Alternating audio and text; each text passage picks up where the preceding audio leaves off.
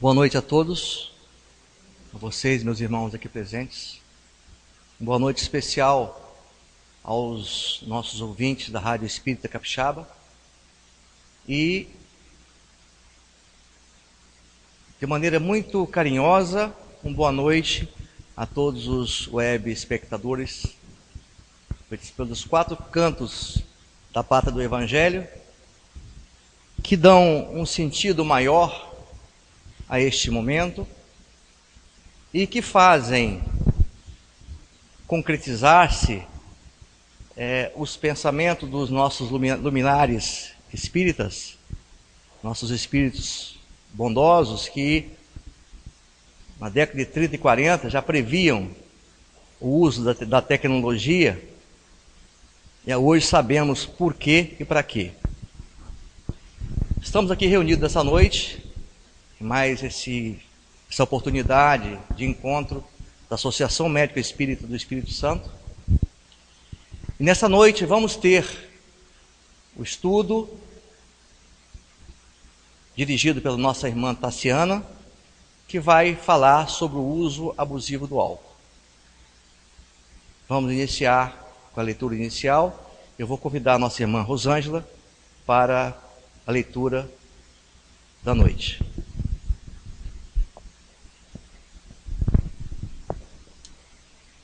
Do livro Pão Nosso, psicografia de Francisco Cândido Xavier pelo Espírito Emmanuel, lição 87. Pondera sempre. E o que de mim, diante de muitas testemunhas ouviste, confia-o a homens fiéis, que sejam idôneos para também ensinarem a outros. Paulo, 2 Timóteo, capítulo 2, versículo 2. Os discípulos do Evangelho no Espiritismo cristão muitas vezes evidenciam insofreável entusiasmo, ansiosos de estender a fé renovada, contagiosa e ardente. No entanto, semelhante movimentação mental exige grande cuidado, não só porque assombro e admiração não significam elevação interior, como também porque é indispensável conhecer a qualidade do terreno espiritual a que se vai transmitir o poder do conhecimento. Claro que não nos reportamos aqui ao ato de semeadura geral da verdade reveladora, nem à manifestação da bondade fraterna, que traduzem nossas obrigações naturais na ação do bem. Encarecemos, sim, a necessidade de cada irmão governar o patrimônio de dádivas espirituais recebidas do plano superior, a fim de não relegar valores celestes ao menosprezo da maldade e da ignorância. Distribuamos a luz do amor com os nossos companheiros de jornada. Todavia, defendamos o nosso íntimo santuário contra as arremetidas das trevas. Lembremos-nos de que o próprio Mestre reservava lições diferentes para as massas populares e para a pequena comunidade dos aprendizes. Não se fez acompanhar por todos os discípulos na transfiguração do Tabor.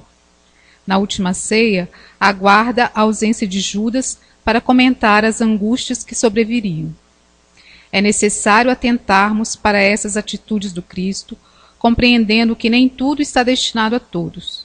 Os espíritos enobrecidos que se comunicam na esfera carnal adotam sempre o critério seletivo, buscando criaturas idôneas e fiéis, habilitadas a ensinar aos outros. Se eles, que já podem identificar os problemas com a visão iluminada, agem com prudência nesse sentido, como não poderá vigiar o discípulo que apenas dispõe dos olhos corporais?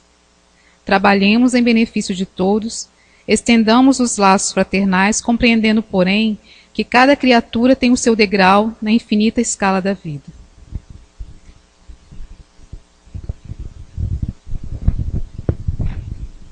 Queridos irmãos, vamos procurar sentar de maneira mais confortável possível, levar nossos pensamentos ao nosso Deus de bondade, a Jesus, e unidos na fé, unidos no pensamento, unidos pelos nossos corações, oremos. Deus Pai, infinito amor e bondade, justiça e sabedoria. Divino Mestre Jesus, alegria às nossas tristezas, consolo às nossas dores, guia maior desse planeta Terra, espiritualidade amiga aqui presente. Queremos nesse momento agradecer, Senhor, pelo dom da vida. Agradecer, Senhor, por tantas oportunidades que o Senhor nos concede para o nosso aprimoramento, para o nosso aprendizado, para a nossa evolução. Abençoa, Senhor, esta assembleia. Abençoa este momento. Abençoa, Senhor, a nossa palestrante da noite para que ela seja iluminada e possa trazer às nossas necessidades os ensinamentos necessários a mais um passo em nossa evolução.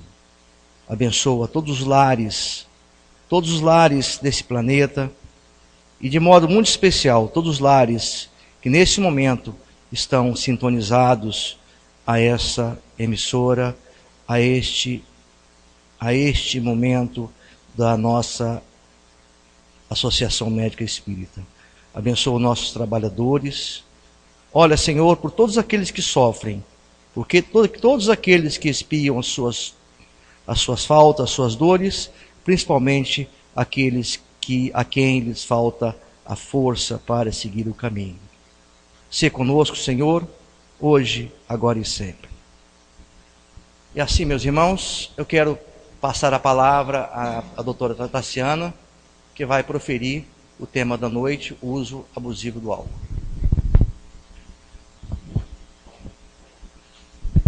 Obrigada. Bem, boa noite.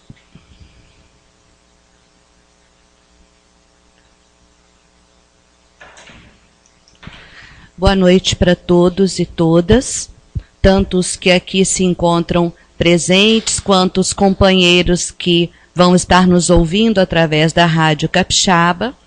A gente pretende trazer na noite de hoje algumas reflexões sobre essa temática, o uso do álcool, e em especial o uso abusivo do álcool, tentando contextualizar historicamente, socialmente, esses índices que se mostram tão alarmantes para nós e também trazendo as contribuições que a doutrina espírita nos apresenta a respeito da temática. E todas as vezes que eu vou falar de um tema que geralmente ele é controverso, ele traz opiniões contrárias, traz recriminações e censuras. Eu gosto sempre de lembrar da parábola do Cristo, quando ele é convidado diante da mulher adúltera a estar atirando uma pedra, como era o hábito naquele momento da história. E ele diz então à população que o inquiria se ele não iria atirar a pedra na mulher que tinha sido flagrada em adultério. E ele responde: "Que dizes tu, pois?" Jesus, inclinando-se, pôs-se a escrever com o dedo na terra. Continuando, porém, eles a interrogá-lo, levantou-se e disse-lhes: "O que de vós está sem pecado, seja o primeiro que lhe atire a pedra." E como todos conhecem, foram saindo um a um, até que só restou Jesus e a mulher. E quando ela pergunta se ele não iria censurá-la, ele diz que ela aprendesse com a experiência e desse continuidade à vida dela. Esse é, então, o objetivo maior quando eu quero chamar a atenção na noite de hoje sobre essa realidade que traz tantos transtornos para tantas famílias, para tantas pessoas na sua vida pessoal, na sua vida familiar, na sua vida profissional, que em nenhum momento a censura e a recriminação são os melhores instrumentos educativos diante dos quais nós vamos transformar comportamentos. E como esse é um tema que todos nós temos alguma ideia a respeito, porque ele está permeado por toda uma conotação moral, eu convido a que nesse momento a gente possa esvaziar um pouco o nosso copo. Porque se todos nós estivermos muito repletos das nossas verdades, das nossas certezas, de tudo que a gente traz, e não abrir espaço para refletir a respeito do tema, tudo que aqui for dito vai cair e não vai estar podendo penetrar dentro de nós. E a proposta realmente é de que a gente possa fazer uma reflexão a respeito do tema. Geralmente as pessoas dizem assim: álcool e outras drogas. A gente faz uma distinção. O que vocês acham? Álcool é uma droga? É uma droga. Por quê? Quem acha que é uma droga? Levanta a mão. Bom, todo mundo, então, considera que álcool é uma droga. Por quê? O que é droga?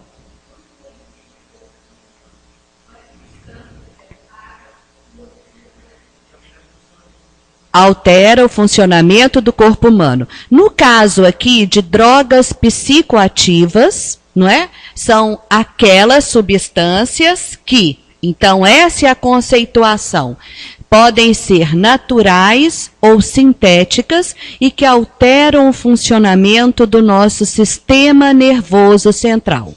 Alteram sempre de uma forma prazerosa, senão elas não provocariam a situação de dependência nem de abuso. Então, são sempre alterações prazerosas. Então, quando a gente vê, por exemplo, essa imagem aqui, ela tenta retratar um pouco um dos efeitos, né, do Mr. Bean aqui todo distorcido mais do que ele é, um dos efeitos que pode advir do uso do álcool. Então, álcool é uma droga? Sim, álcool é a droga mais antiga na humanidade. E ela é a droga também mais utilizada em todo o mundo. Não só nos momentos de comemoração e festividade, mas nos próprios rituais religiosos e festivos. O próprio Cristo, na Santa Ceia, fez uso do vinho. Um uso adequado, não foi um uso abusivo, mas o álcool já estava presente ali. Então, a gente observa que a gente precisa começar a distinguir o que são drogas lícitas e drogas ilícitas. Porque a ideia que nós temos é que as drogas lícitas, por serem legais, elas não trazem consequências nem trazem danos para a nossa saúde, o que não é verdade. Então, álcool, tabaco e uma série de medicamentos são drogas legais, são drogas legitimadas e comercializadas de uma forma geral, mas nem por isso elas deixam de trazer consequências e algumas vezes danos em todos os aspectos biológicos, psicológicos e sociais. Então a conceituação é essa, são as drogas que têm a produção e o uso permitidos por lei, sendo liberadas para comercialização. Observa-se aqui o fato de que, por serem liberadas, não significa que não provoquem algum prejuízo à saúde mental, física e social. Isso vai depender de muitos fatores, da maneira como é usada, da quantidade como é usada. Então, vários aspectos vão estar sendo envolvidos aí. E esse é o primeiro desafio que a gente tem quando a gente vai falar sobre álcool e as outras drogas. É desconstruirmos todos os conceitos e preconceitos que nós temos. Por quê? Porque a maior preocupação de todos são com as drogas ilícitas, as drogas ilegais, quando, na verdade, as drogas lícitas são as mais usadas por todas as pessoas e que trazem inúmeras consequências à saúde pública a nível mundial. Mas as drogas, por serem legais, elas não só são as mais consumidas, mas existem todo um marketing, toda uma indústria de propaganda para estimular o seu uso, para que elas sejam mais aceitas por todos nós, de todas as formas. Então, elas não são entendidas e vistas como capazes de trazer danos para a nossa saúde.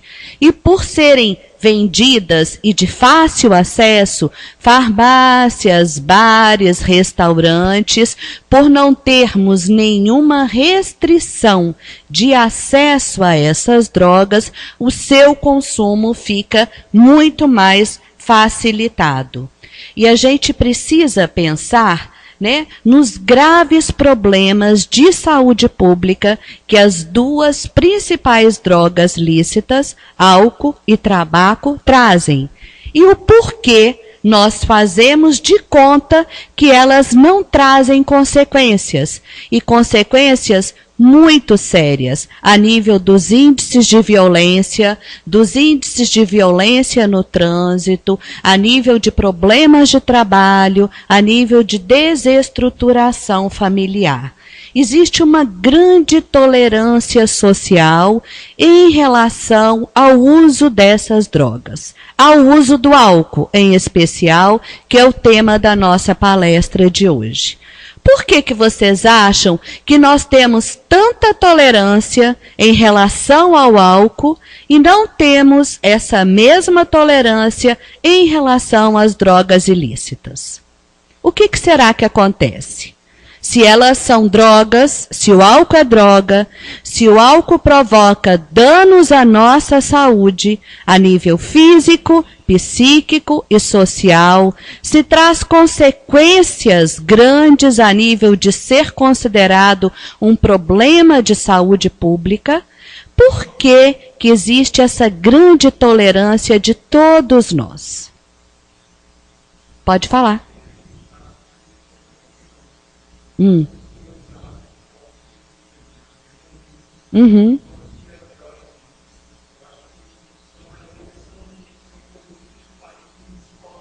Uhum. Uhum.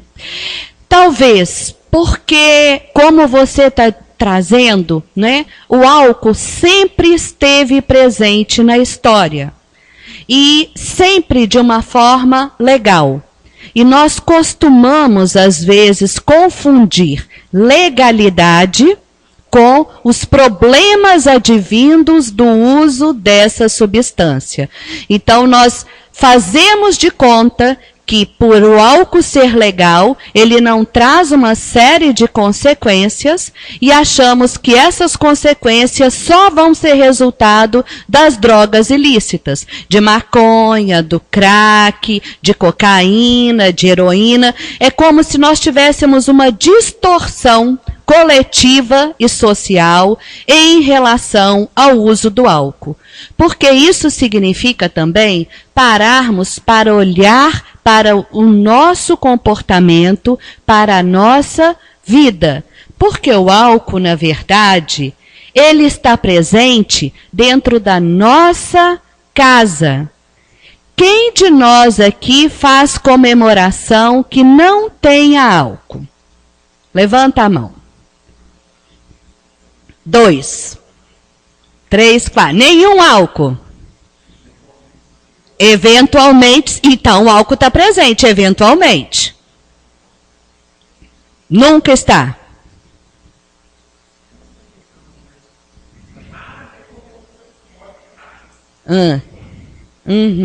Raramente. Mas geralmente, como que é na nossa sociedade? Nós aqui na AME, na nossa confraternização de final do ano.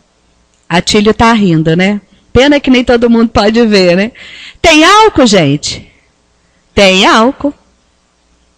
Isso quer dizer que todos abusamos do álcool? Não, mas quer dizer que nós internalizamos a ideia de que para comemorarmos, como nesse churrasco aqui de família, todos estão reunidos, tem criança, tem adolescente, tem adulto, tem gente já mais velho, tem a cerveja presente. O churrasco de final de semana tem a cerveja presente.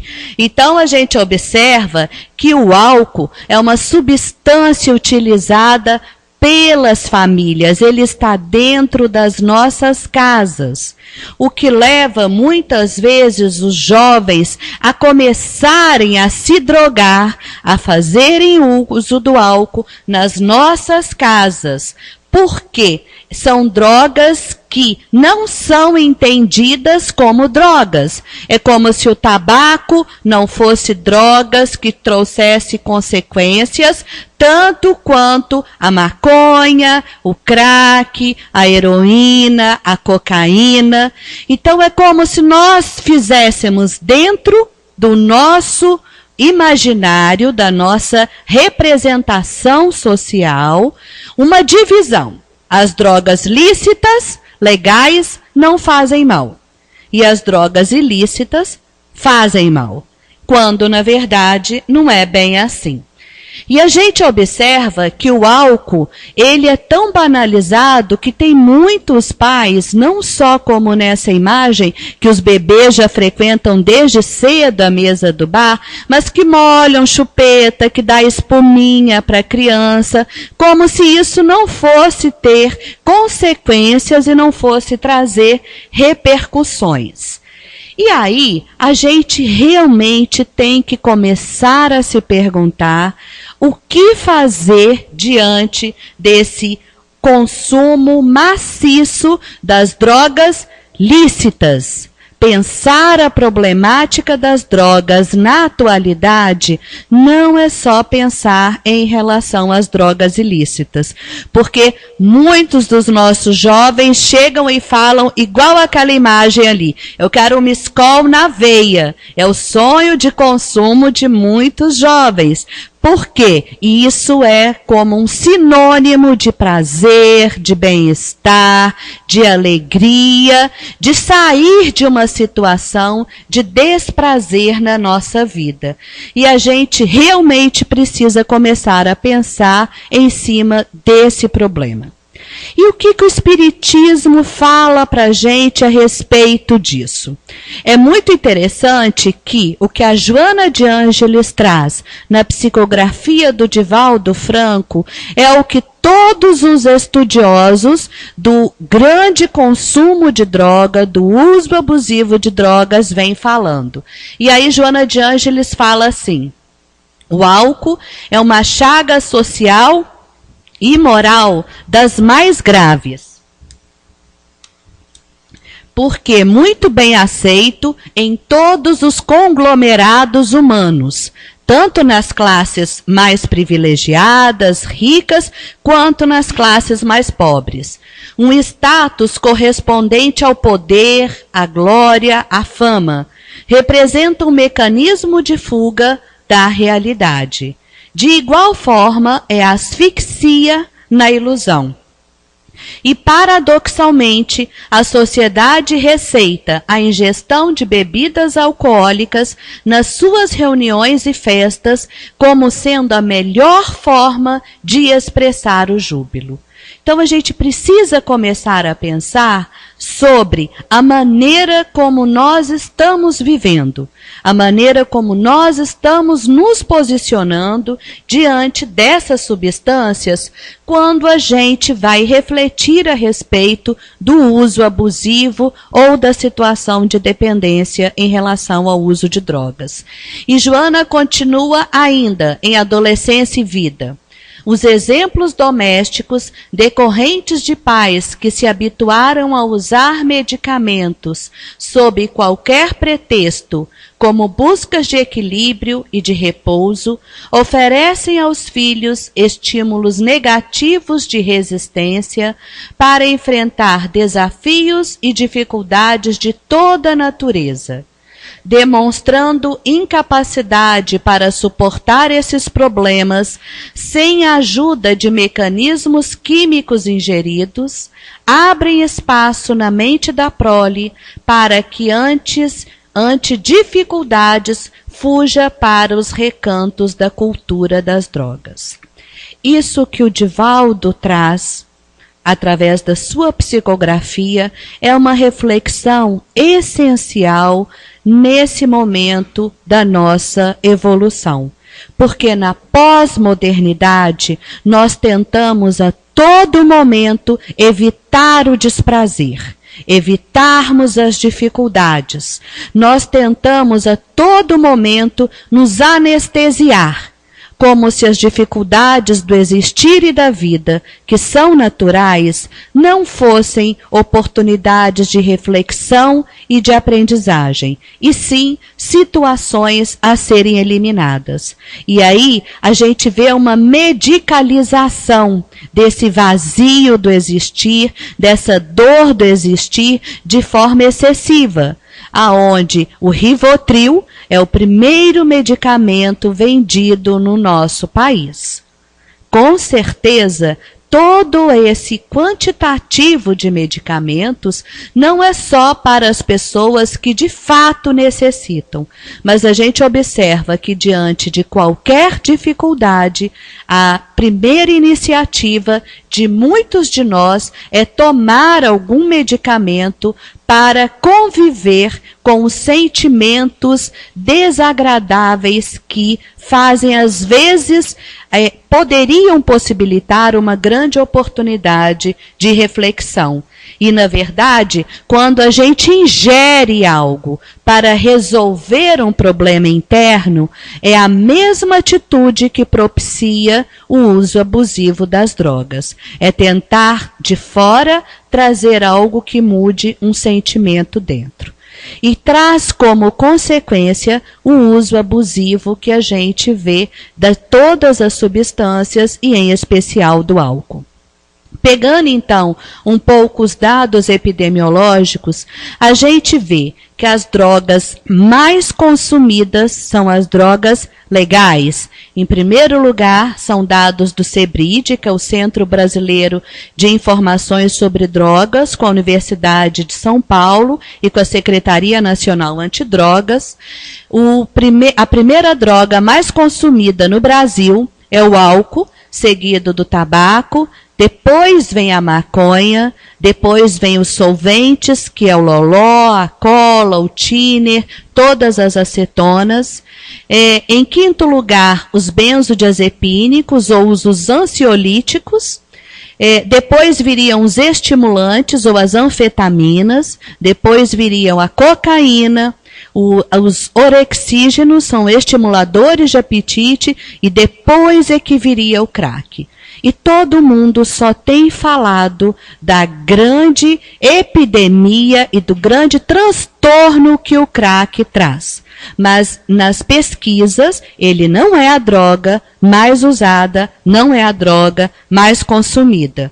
Então a gente vê que o uso abusivo de álcool é um assunto muito pouco falado e sobre o qual é muito pouco refletido. E quando é sempre de uma forma moralista, de uma forma alarmante e nunca se fala em prevenção. E nós precisamos começar a pensar também nesse aspecto, em como mudar a situação atual e em como prevenir novas situações de se instalar essa dependência ao uso abusivo do álcool. Então nós precisamos refletir sobre os conceitos, preconceitos e os mitos que temos a respeito desse tema. Então, para a gente compreender, a gente tem que realmente fazer um resgate histórico e observar que os registros do uso de álcool datam de antes do nascimento de Cristo. Na própria Bíblia, na Gênesis, tem relatos da embriaguez de Noé. 4.000 anos antes de Cristo, no Egito, nós temos relatos já de vinho e cerveja que eram utilizadas. E era através da destilação de cereais e grãos, de uva e cereais, perdão. Só que nesse momento, o álcool produzido tinha um teor alcoólico muito baixo. E desde esse momento, principalmente o vinho era entendido como uma bebida divina. Então vem toda essa herança aí para a gente poder estar trabalhando com ela. Já na Índia, a gente tem registro dos primeiros destilados, que são as bebidas com teor alcoólico maior, em 800 a.C. Na Idade Média, essas bebidas foram ficando com teor alcoólico maior e nessa época o rum, o conhaque, o uísque eram largamente utilizados para dissipar as preocupações mais rapidamente. Todos nós temos registro na antiguidade das orgias, de todas as bebidas, das festas e como era largamente empregado o álcool. Só que ele não tinha o teor alcoólico que hoje ele tem. Então a gente pode concluir, através desse breve resgate histórico, de que o álcool, como as outras drogas, sempre estiveram presentes na nossa história. Mas eles eram utilizados dentro de alguns contextos aonde os abusos eram menores ou as consequências eram menos desastrosas do que tem acontecido hoje.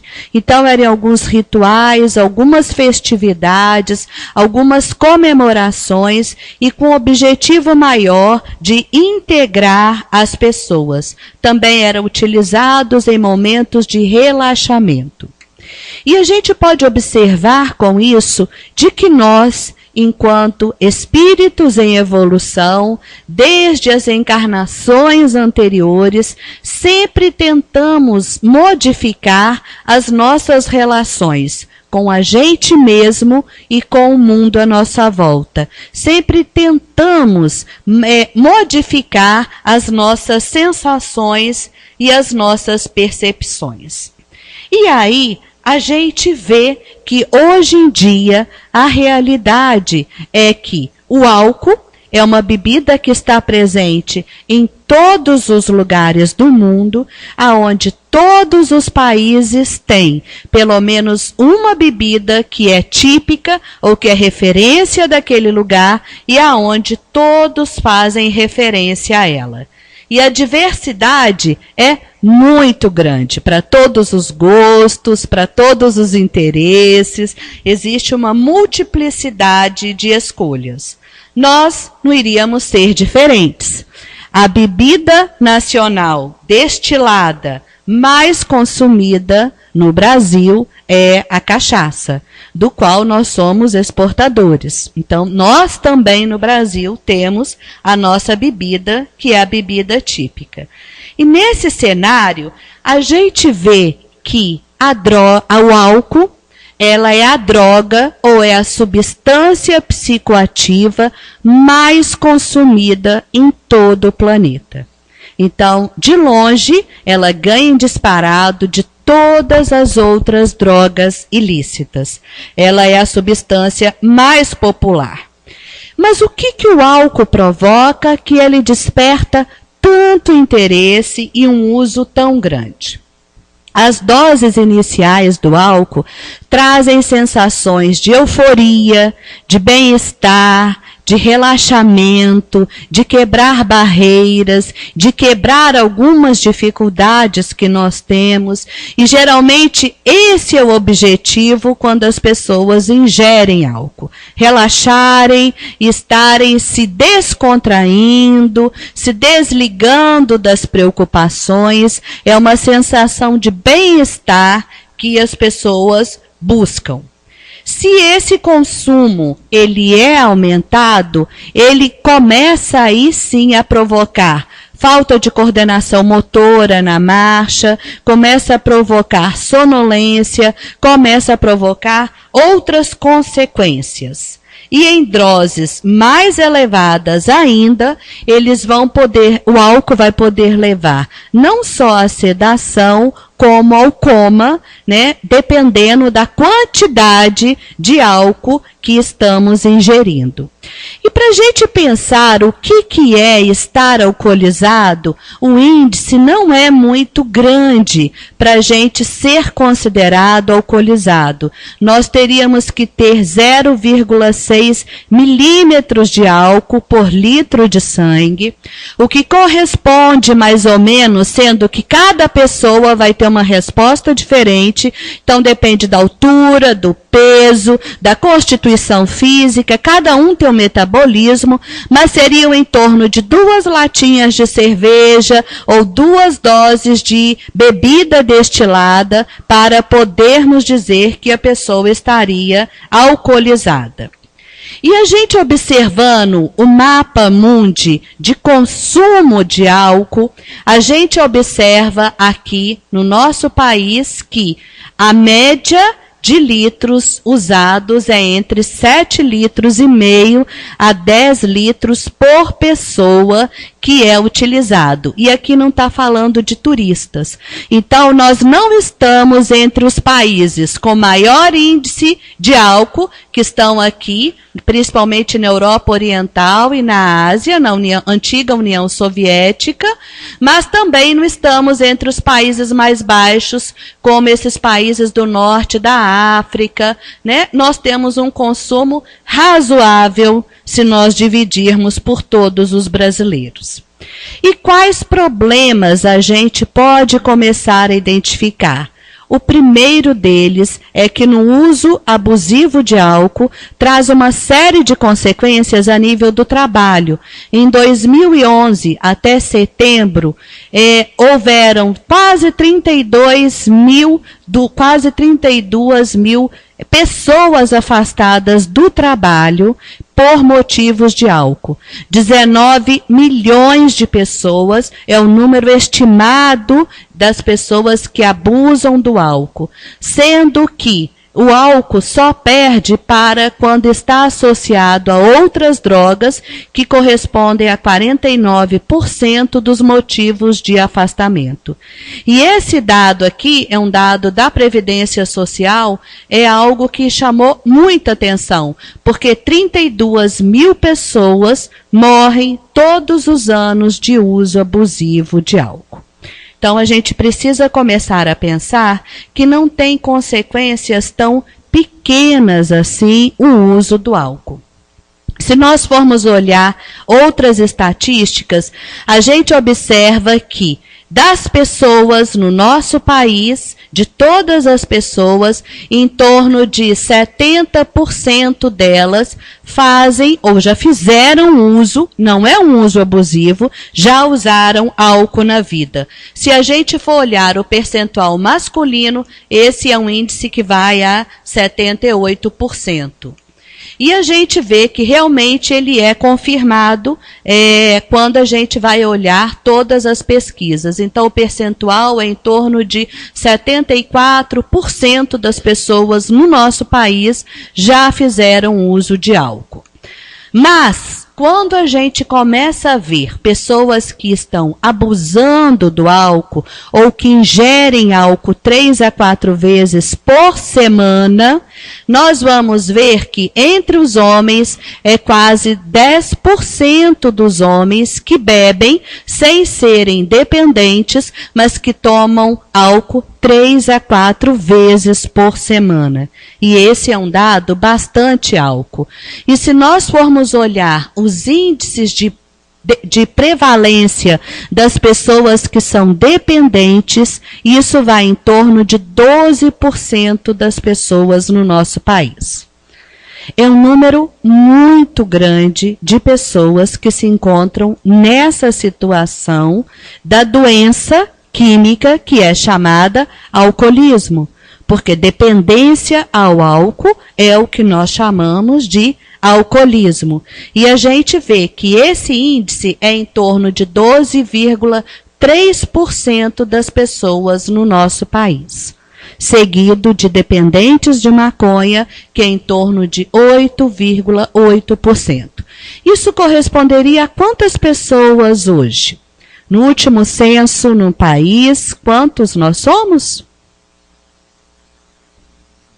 200 milhões. 12%. É muita gente que está nessa situação de dependência. Sendo que outro dado que chama a atenção é que as pessoas começam a usar o álcool cada vez mais cedo. Todas as pesquisas com nossos adolescentes mostram que alunos de todo o país que foram entrevistados de 10 a 12 anos, 30% deles já usaram álcool, 10 a 12 anos. Que alunos de 13 a 15, 52% deles já usaram álcool, e que alunos de 16 a 18 anos, 67% dos adolescentes já usaram álcool. Então a gente observa que os nossos jovens começam a usar álcool cada vez mais cedo. E além de todos os problemas de saúde que o álcool vai trazer, nós também podemos ter outros problemas associados, como o índice aumentado de violência sexual e de violência de uma forma geral com o uso de álcool. Os bares são considerados pela nossa polícia como o terceiro lugar onde mais acontecem violências, sendo que 52% dos homicídios nas grandes cidades estão associadas ao uso do álcool, que provoca ou facilita que situações agressivas estejam acontecendo, além de inúmeros acidentes de trânsito, a ponto de os jovens de 13 a 19 anos, 24 anos, a primeira causa de morte no nosso país são as causas externas. Então, seriam os acidentes de trânsito e os homicídios. Então, a gente vê que a gente tem uma série de consequências em relação ao uso dessa substância. E aí a gente precisa começar a pensar como está a nossa relação com o álcool. Nós podemos ter 4 modalidades de relação com o álcool. Abstinência, aonde nós nunca fizemos ou nunca mais vamos fazer uso do álcool na vida, situações de uso, situações de abuso e situações de dependência. Então vamos tentar compreender como que é cada uma dessas situações. Quem aqui já usou, pelo menos alguma vez, ou usa esporadicamente alguma dessas substâncias? Levanta a mão. Então, nós somos pessoas que somos usuárias, quem levantou a mão, de álcool. O que é, então, ser usuário de álcool? É usar essa substância esporadicamente, ocasionalmente, em algumas situações. O que é abusar ou ter um uso nocivo do álcool? É quando o consumo começa a estar associado a alguns problemas, sejam esses de ordem biológica, sejam esses de ordem psicológica, sejam esses de ordem social. E aí começam alguns questionamentos. Será que nós podemos dizer, porque a maior parte de nós, quando perguntados a respeito do uso do álcool, respondemos que fazemos um uso social. O que é o uso social?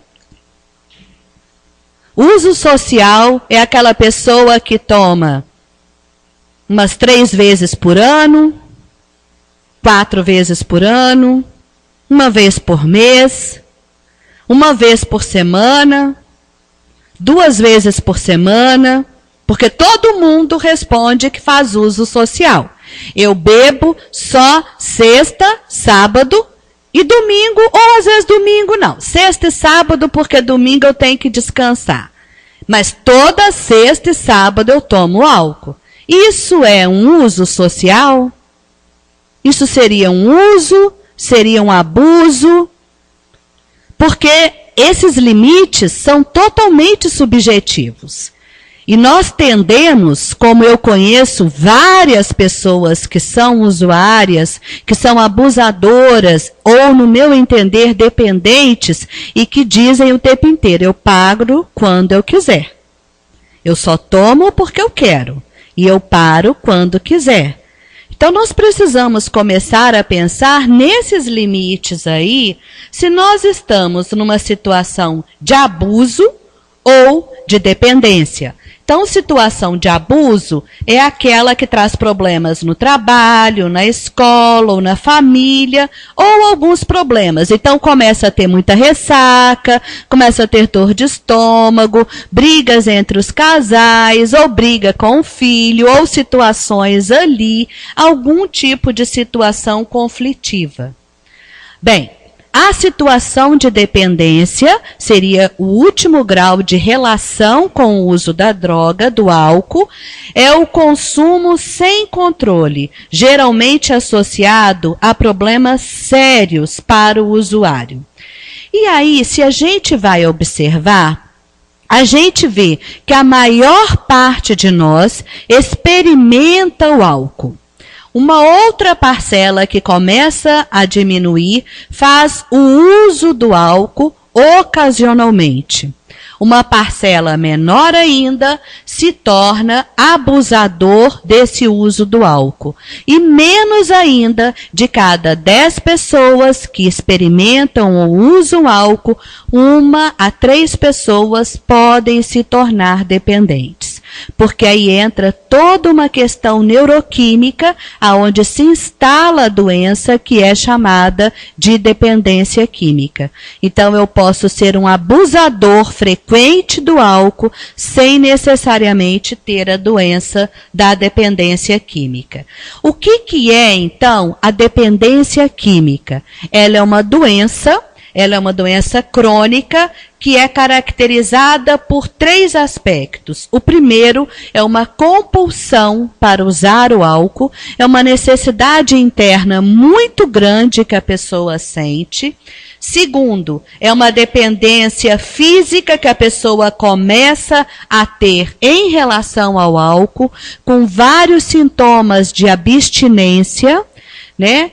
Quando está sem o uso do álcool, e uma necessidade continuada do álcool, apesar de todos os problemas que a pessoa sabe que o álcool traz para a sua vida.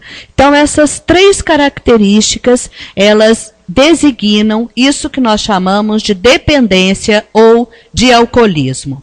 Se nós formos olhar no CID-10 ou no DSM-4, que são os livros que fazem a classificação internacional das doenças, alguns sintomas de dependência me chamam a atenção. Por exemplo, o forte desejo ou compulsão ao uso do álcool, ou a dificuldade de controlar. Eu começo a beber e eu não consigo controlar o quando parar de beber. O que sempre me leva a tomar mais do que eu gostaria ou mais do que eu me propunha a beber. E o abandono de outros prazeres para poder fazer uso do álcool. Então, sempre que nós estamos tentando controlar a quantidade de álcool ingerida e nós não estamos tendo sucesso nesse controle, nós podemos começar a acender nosso sinal de alerta de que nós começamos a desenvolver um dos sintomas do que é chamado a doença do alcoolismo ou a dependência química, que vai se dar por uma série de fatores que vão estar associados.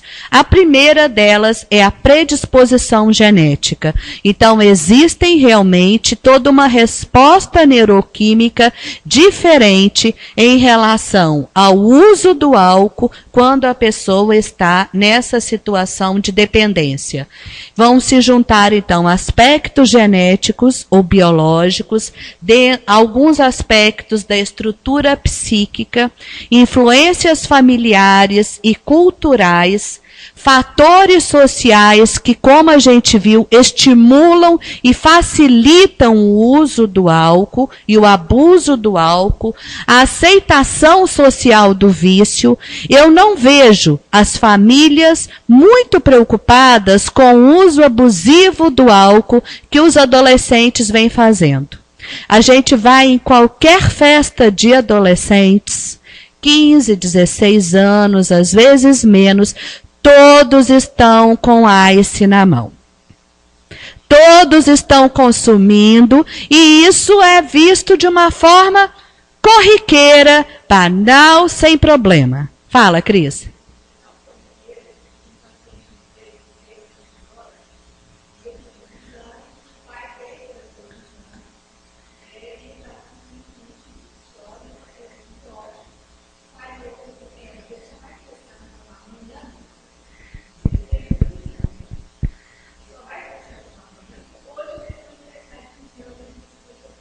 Uhum. Exatamente. Uhum.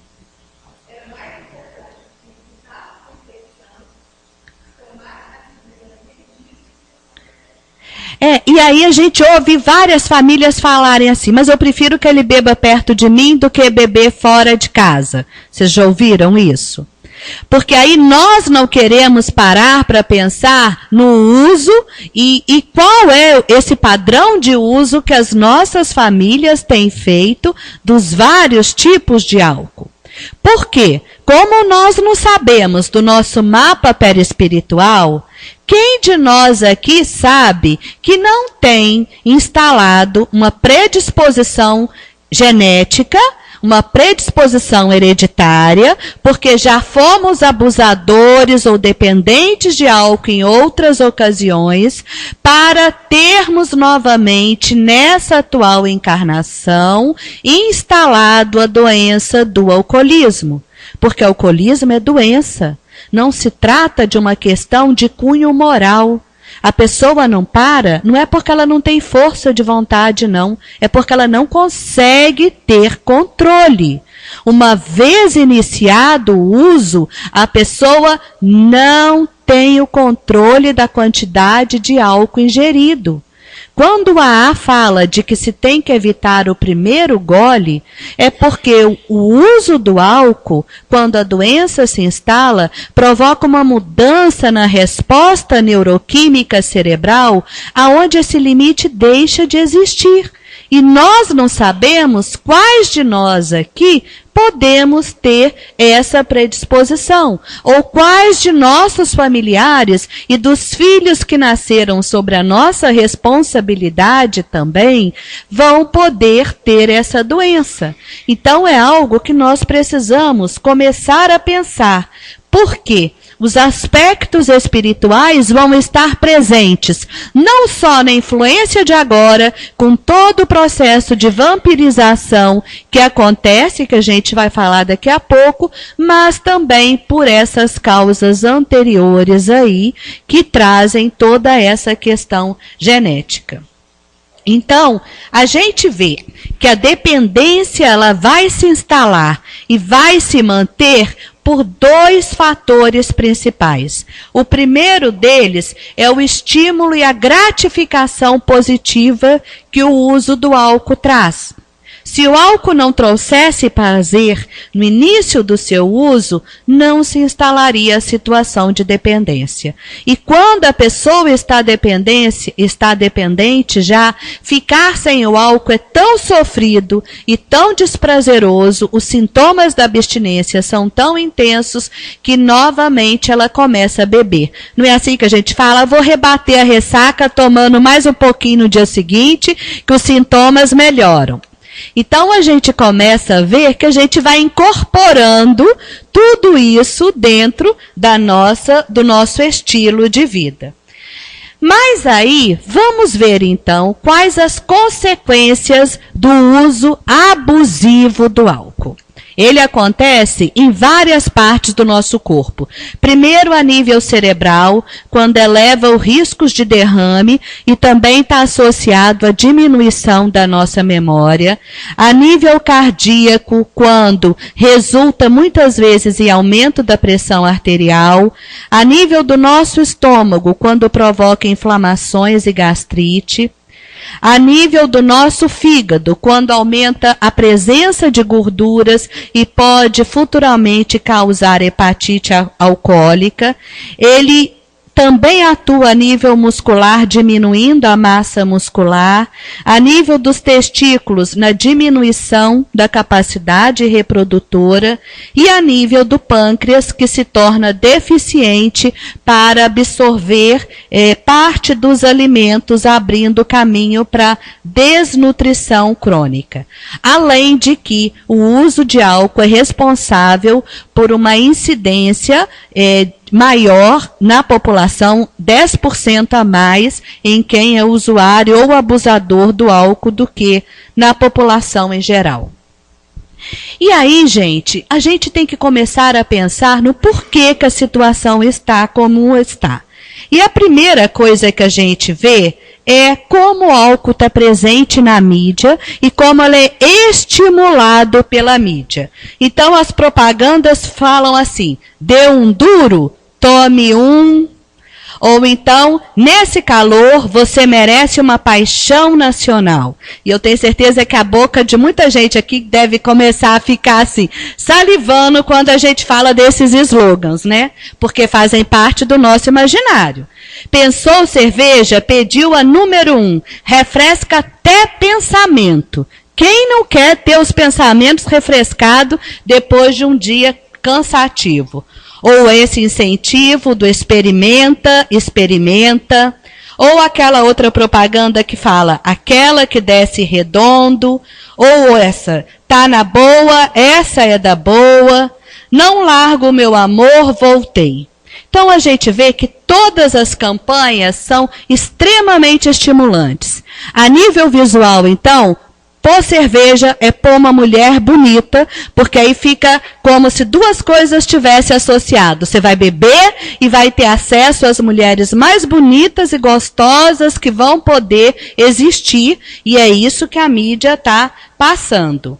Se a gente vê essa propaganda aqui da Primus, olha só a situação, gente. O navio afundou, eles estão em cima de um pedaço de madeira, com tubarão em volta. Olha, tem tubarão aqui. Mas alguém está triste?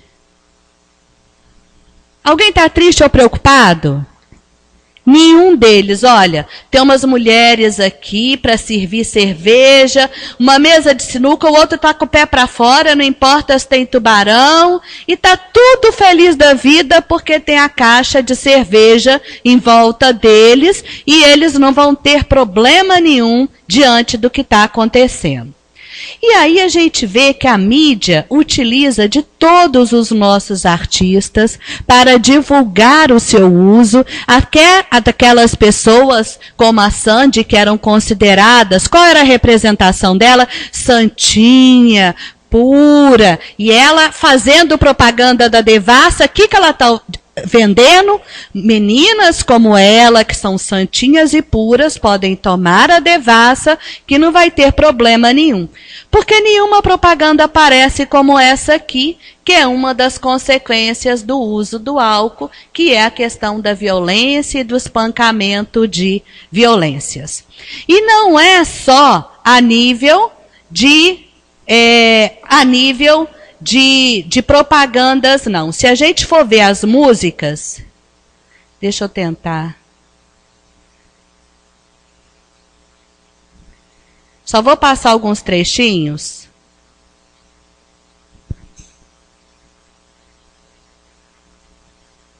Para a gente pensar no que está na mensagem das músicas também, que fazem parte do nosso cotidiano.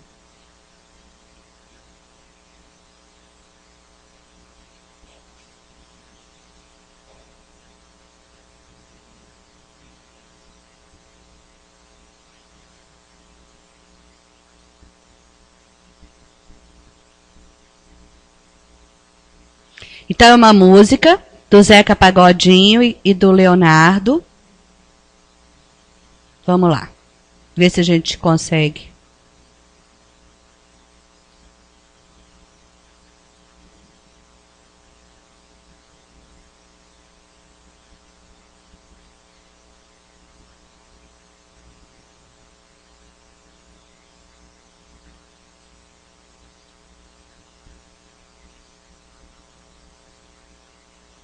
Olha, acho que essa não foi, não. Vamos tentar outra. Mas a letra dela, olha aqui.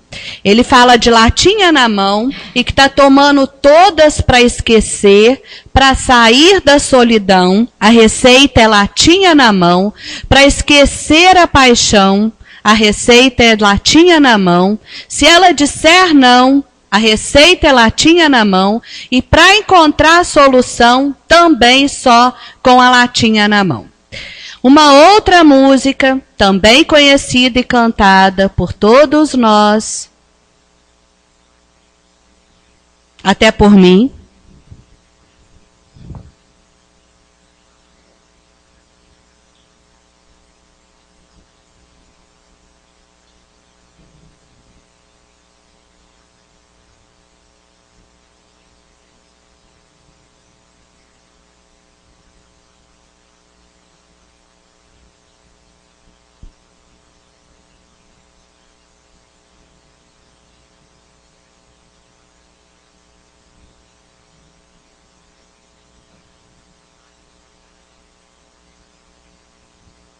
Não sei se o recurso da internet vai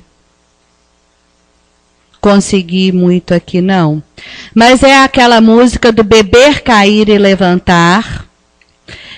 Aonde, o que é que está presente? Gente, você bebe, você cai e você levanta, sem maiores consequências, e todo mundo vai fazer esse ciclo.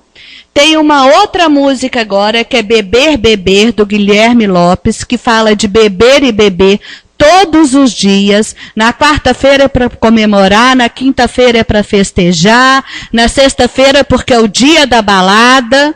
E é uma música extremamente popular. E aí a gente precisa começar a pensar o quanto os meios sociais vêm interferido nesse uso abusivo do álcool.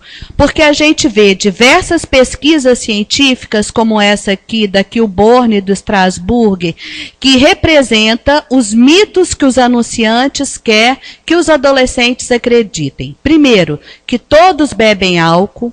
Beber não traz risco, ajuda a solucionar problemas, é uma poção mágica que pode transformar a pessoa, que esportes e álcool andam junto. Tem vários atletas que hoje fazem propaganda de cerveja.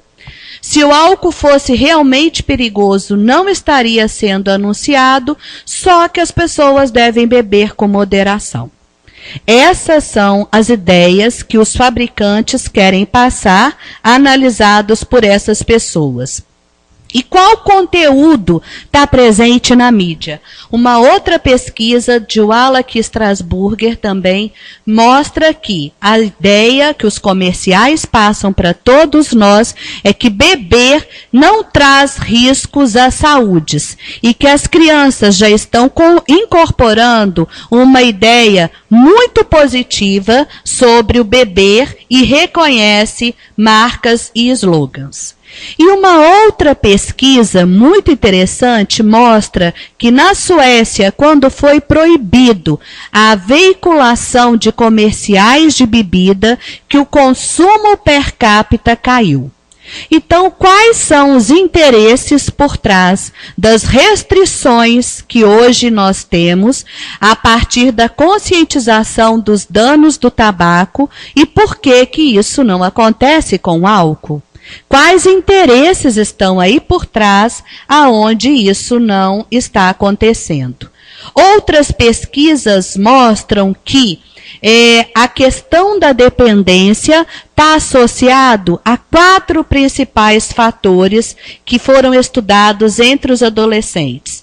A classe social mais baixa, aonde a a possibilidade de um projeto de vida favorável, ele era menor, aumenta a possibilidade da construção da dependência, a questão da defasagem escolar e a desestruturação familiar.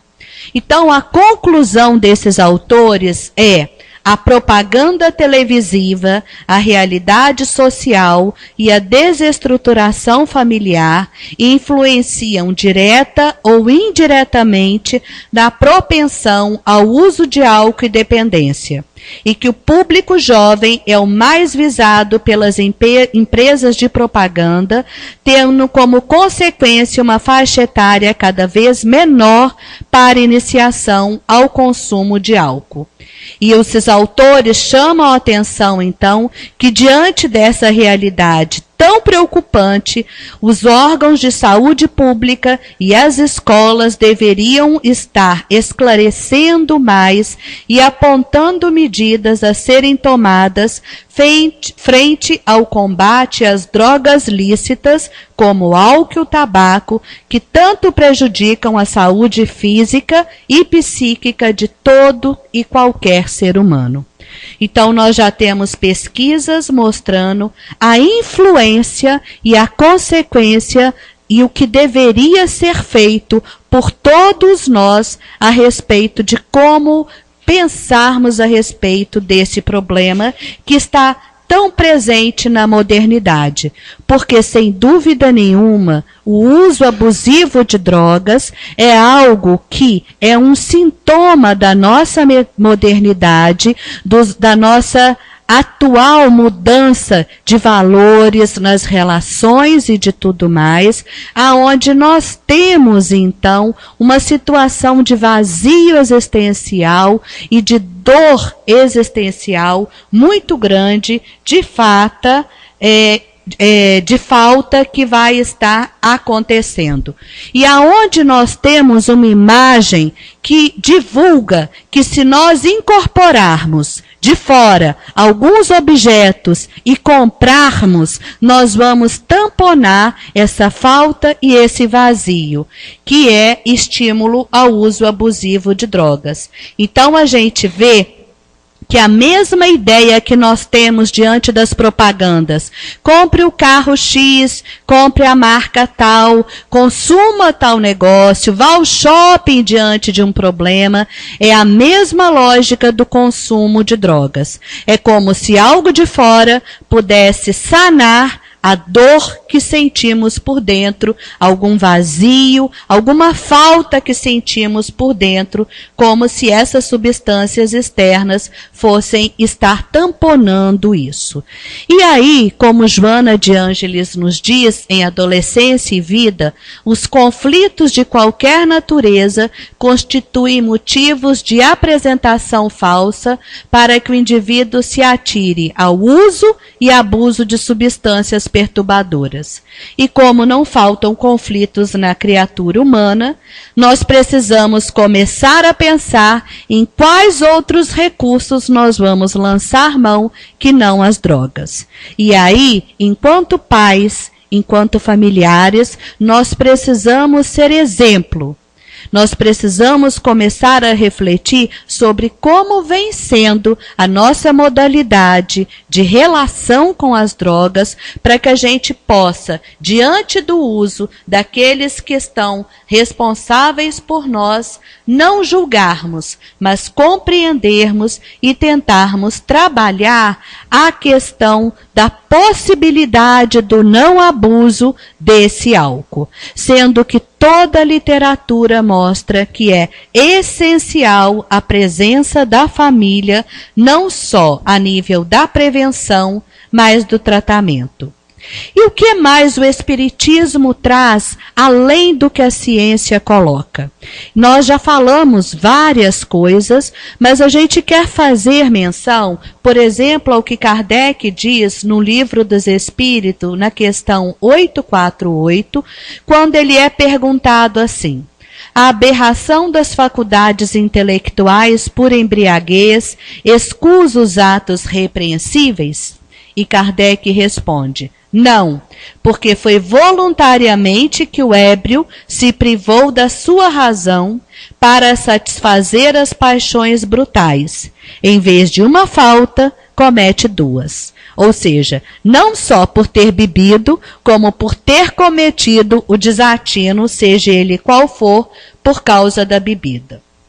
E a gente vê, quando a espiritualidade nos diz em vários locais de que a pessoa não bebe sozinha, geralmente não bebe sozinha, no livro Sexo e Destino, André Luiz e Félix estão observando uma pessoa e ele estava em casa lendo, quando de repente eles veem entrar dois desencarnados e eles abordam a pessoa que chama Cláudio e começa a falar: beber, meu caro, eu quero beber.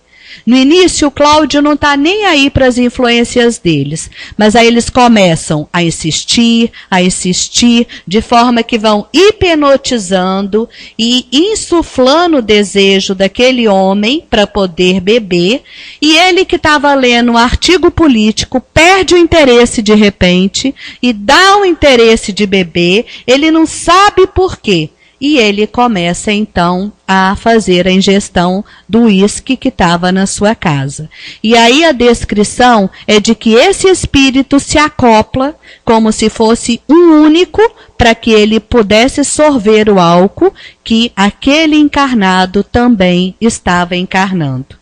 Então a gente começa a pensar em toda essa influência da espiritualidade na nossa vida, porque são vários os autores, como Manuel Filomeno de Miranda, que mostra que, na verdade, o dependente do álcool ou o abusador do álcool, ele se torna instrumento dos espíritos inferiores, porque ele não bebe só para si. Ele bebe também para alimentar o vício daqueles que desencarnaram. Porque, na verdade, o álcool tem efeitos não só no nosso corpo físico. Continua o Manuel Filomeno de Miranda nos livros Nas Fronteiras da Loucura. O álcool libera toxinas que impregnam o nosso perispírito, que traz entorpecimento psíquico, amortecendo as nossas vibrações. O uso do álcool torna mais difícil o tratamento espiritual. Por quê? Porque essa dependência, ela vai para o nosso perispírito e ela não se encerra com a morte do corpo físico. As lesões que vão ficar, então, vão ser refletidas também no corpo espiritual, que vai plasmar novas lesões para o futuro corpo perispiritual que aquela pessoa vai ter. Então, o perispírito vai plasmar no novo corpo físico essa predisposição genética para a possibilidade de uma situação de dependência na outra encarnação. E a gente vê com a Joana de Ângeles que a morte pelo abuso de álcool é considerado uma situação de suicídio indireto devido à sobrecarga que o álcool traz para o nosso corpo.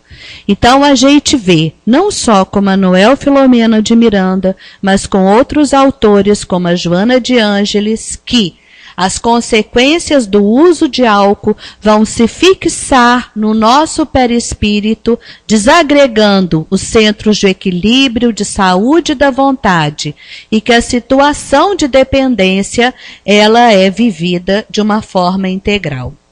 E como prevenção, para a gente já ir caminhando para como resolver esse problema, a situação está na educação. Joana de Ângeles fala assim: a estruturação psicológica do ser é-lhe o recurso de segurança para o enfrentamento de todos os problemas, realizando-se em plenitude na busca dos objetivos essenciais da vida. Quando se está desperto para as finalidades essenciais, todos os problemas são enfrentados com naturalidade e paz, porquanto ninguém amadurece psicologicamente sem as lutas que fortalecem e propõem novas metas a conquistar. Então, o nosso principal papel é pensarmos qual a finalidade da nossa vida. Para que aqui estamos? E levarmos essa reflexão para todos os jovens também, porque isso é que vai poder estarmos mudando a maneira como lidamos com as dificuldades no nosso viver. E nós precisamos urgentemente pensar em como estamos lidando com todas as situações de nervosismo e de tensão.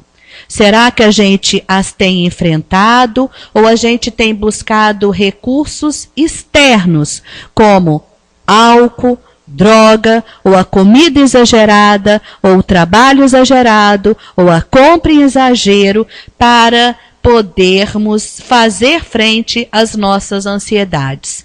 Porque todas as vezes que assim agimos, nós sempre encontramos uma boa justificativa para poder estarmos nos desculpando, mas nós precisamos pensar em qual mensagem nós estamos também transmitindo quando assim agimos para quem está em torno de nós.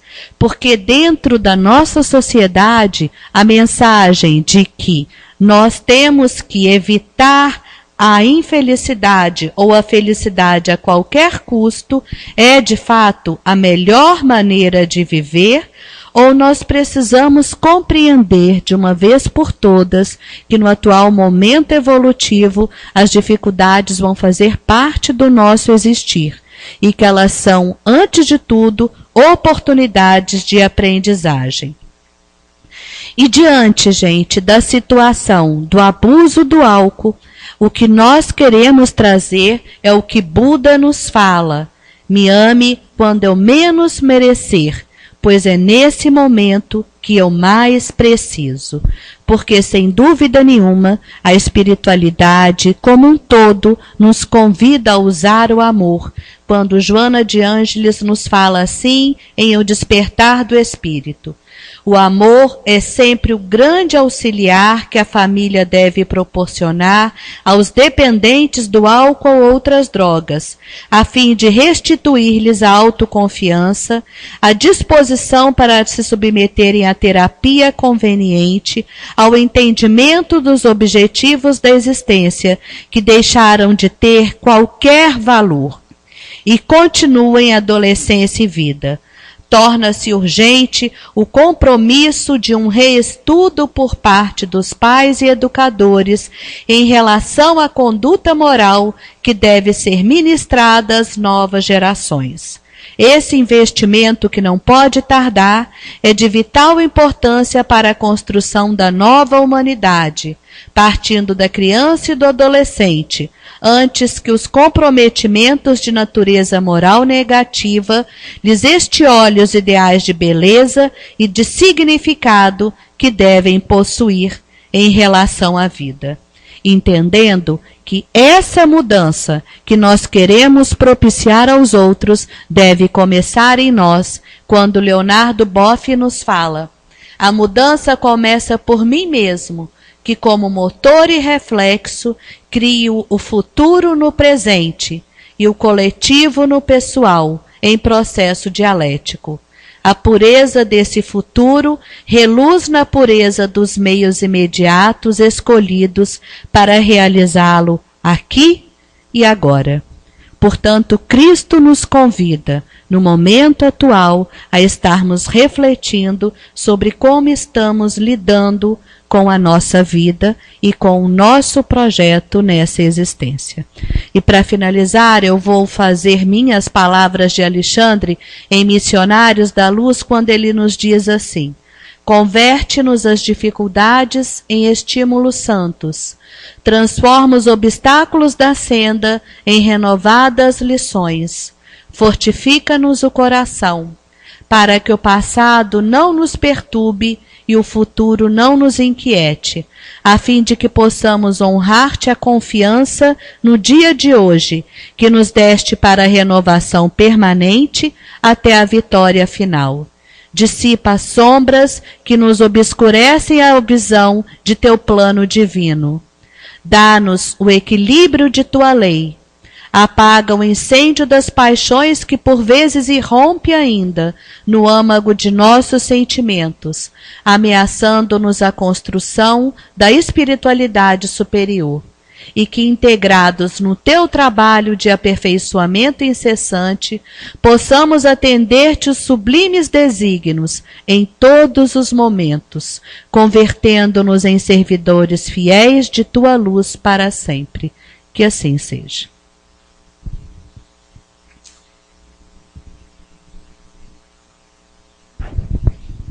Queremos agradecer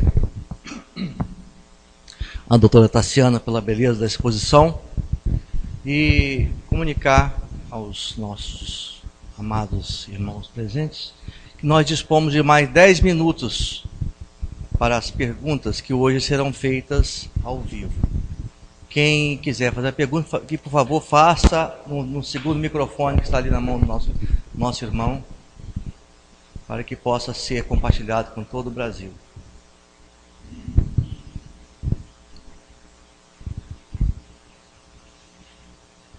Eu queria fazer uma colocação, uma pergunta para nossa irmã Tassiana. Sabendo-se que a sintonia entre encarnado e desencarnado se dá por ondas mentais, ondas eletromagnéticas, da mesma maneira em que o desencarnado induz alguém a tomar o primeiro copo, quando qualquer um de nós, entre aspas, inocentemente, faz uso do primeiro copo, nós também não estamos convidando a esse desencarnado a se aproximar da gente e, consequentemente, nos submetendo às consequências?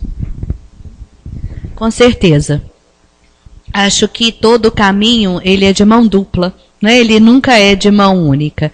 Então, sem dúvida nenhuma, quando a gente faz o relato daquele caso no livro Sexo e Destino, de André Luiz, nós estamos fazendo menção a uma situação onde a pessoa encarnada foi influenciada pela espiritualidade para ingerir o álcool. Mas isso só aconteceu porque essa já era uma pessoa que fazia uso habitual do álcool, então havia nela todas as condições para abrir a escuta para captar essa influenciação. E sem dúvida nenhuma, quando nós damos início a esse uso abusivo do álcool, nós não podemos dizer que isso se deve sempre à influência espirituais, de maneira nenhuma. Boa noite a todos. Para quem não me conhece, eu sou Ana Catarina. Eu queria lhe perguntar o que você sugere para uma família que tenha um filho, um irmão, um parente que faz uso abusivo de álcool, em termos de terapia. Olha, a primeira condição é que a família possa conversar a respeito desse problema, sem se sentir envergonhada, porque as pessoas têm uma conotação moral muito negativa a respeito de qualquer uso de droga, e o álcool é uma dessas situações.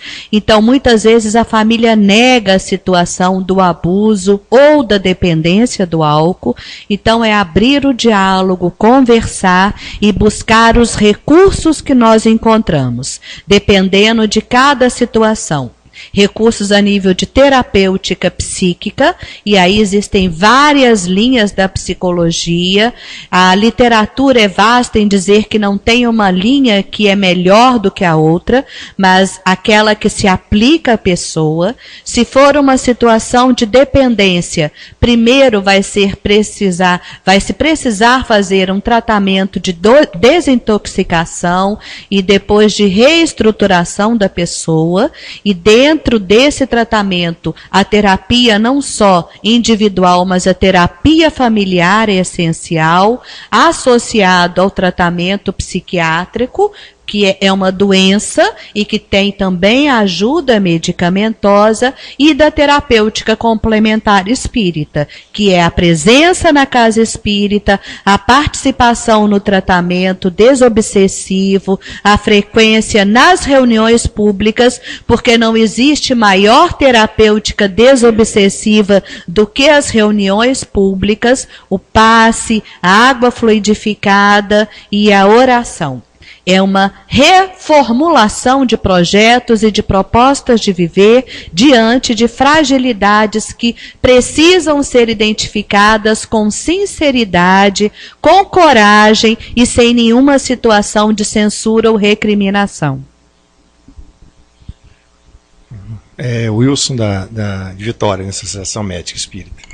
A gente está vendo aí um bombardeio do meio científico, inclusive da mídia também, a respeito do uso moderado de álcool, né, com moderação, ser benéfico para a saúde, né, física, principalmente cardiovascular, que é a área que eu trabalho, né. Inclusive a Veja, acho que de 3 meses atrás, publicou que o melhor benefício não é com uso leve de álcool, com uso moderado de álcool, os mais beneficiados. Então a gente está se deparando muito com isso nos consultórios, né? Como é que você vê isso e nos orienta para nos lidar com isso? Eu vou te devolver a pergunta, Wilson. Como cardiologista, as pesquisas mostram, pelo menos as que eu tive acesso, que esse é um dos mitos do álcool. Que o álcool não é benéfico, que pelo contrário, o uso do álcool traz uma sobrecarga no funcionamento cardíaco e aumento na pressão arterial. Então esse é um dos mitos que a indústria divulga em relação ao benefício do álcool. O que você, como cardiologista, tem a dizer? Não, existem pesquisas que apontam benefícios? Parece que por exemplo, no caso do vinho, né, o resveratrol, que é uma substância da casca da uva tinto, né, uva tinto, né, principalmente aquela, que traz benefício para a saúde em relação a HDL, radicais livres, essas coisas todas. Mas isso não está ainda definido. Parece que o álcool também tem um efeito protetor. Exatamente. A gente não pode Existem pesquisas... essa evidência científica, a gente não pode descartar, não.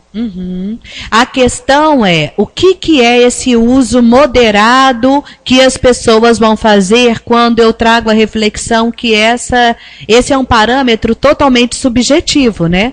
Não, porque os trabalhos quantificam, né? É uma dose. É uma dose de bebida destilada. E uma dose é o quê? Um copinho pequeno? É um copo americano? É o quê? É a dose de cachaça, né? Dosinha de dose, né? Ou um copo de vinho, uma taça de vinho, ou dois copos de cerveja, né? Os trabalhos são feitos com isso. Sendo que nós temos que também considerar que existem várias outras medidas protetoras para o nosso coração, né? E que essa não é, na verdade, ainda uma área que a gente tenha uma unanimidade de todas as respostas. E a gente tem que pensar em todas as consequências realmente, não é no uso esporádico que nós fazemos, mas é no uso habitual ou no abuso que essa substância vai trazer. Porque aí também tem um problema que você falou, a pessoa que tem a doença do alcoolismo, né? Exatamente. Ao entrar em contato, ainda mais sendo estimulada pelo médico, é um risco muito grande de muito grande. Com certeza, uma situação de dependência. Tassiana, é Cristina de Vitória. Chico Xavier, numa entrevista que ele deu, ele falou que Emmanuel falou que em relação ao tabaco, no plano espiritual, isso antes da gente ter a terapia de reposição de nicotina aqui, no plano espiritual eles já faziam isso para aqueles dependentes com muita dificuldade de parar de fumar. No plano espiritual, eles tinham uns cigarros, pelo que eu entendi da entrevista, que eles iam diminuindo a dose para a pessoa, no plano espiritual, parar de fumar. Eu acredito que deva ter também esse tipo de tratamento com álcool. Você tem algum relato, alguma coisa na literatura espírita, de algum relato assim, de tratamento espiritual para o abandono do álcool do espírito? Não eu não tive acesso a uma bibliografia que fale do tratamento da abstinência do álcool no plano espiritual. Mas a literatura é clara em dizer que as consequências do uso do álcool vão para o nosso perispírito, as lesões não ficam no corpo físico, ficam no nosso corpo perispiritual, e que isso vão plasmar um novo corpo perispiritual com aquelas deformações. Acredito, como eles são muito mais evoluídos que nós, e realmente a síndrome de abstinência, ela traz sofrimento muito grande, que os espíritos que se encontram nessa condição devem ter, quando acudidos, algum tipo de tratamento também nesse sentido. Porque hoje nós temos drogas muito eficazes para o tratamento da dependência química do álcool, que ajudam a diminuir muito o sofrimento nesse período de desintoxicação. Se aqui reflete o que existe no plano espiritual, por analogia, não que eu tenha lido, acredito que devam existir tratamentos muito superiores a este lá do outro lado também. E com relação à reposição de nicotina, quando o Chico deu essa entrevista, a gente não tinha reposição de nicotina ainda. Então, veio de lá para cá. Então, provavelmente deve, mas você não tem noção de algum livro de Valdo Chico que fala alguma coisa desse termo? Não. Que eu tenha lido, não.